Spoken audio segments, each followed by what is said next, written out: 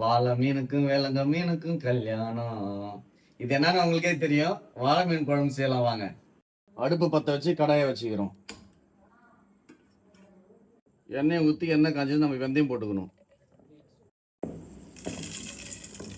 நறுக்கி வச்சுக்கிற வெங்காயத்தை சேர்த்துக்கிறோம். வெங்காயம் வதங்கத்தையும் பூண்டை தட்டி சேர்த்துக்கிறோம். தட்டி வச்ச பூண்டை சேர்த்துக்கிறோம். மீன் குழம்புக்கு தக்காளி கசக்கி சேர்த்துக்கிறோம். தக்காளி வதங்கிறதுக்கு கல்லுப்பு கொஞ்சம் சேர்த்துக்கிறோம். வெங்காயம் தக்காளி நல்லா வதங்கிடுச்சு. நம்ம வீட்டிலே ரெடி பண்ண குழம்பு மிளகாய்த்தூள் ஒரு 4 ஸ்பூன் சேர்த்துக்கிறோம்.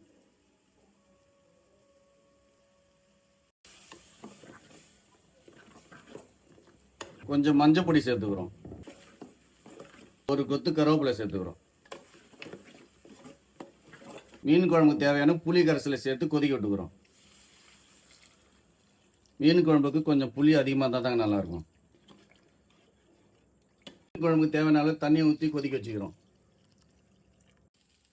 குழம்பு நல்லா கொதிச்சுட்டு மீனை இதில் விட்டுக்கலாம்.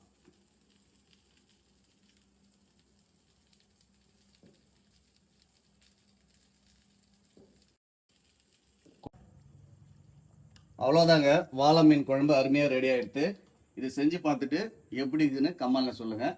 அடுத்த வீடியோவில் வாழை மீன் ஃப்ரை பார்க்கலாம்.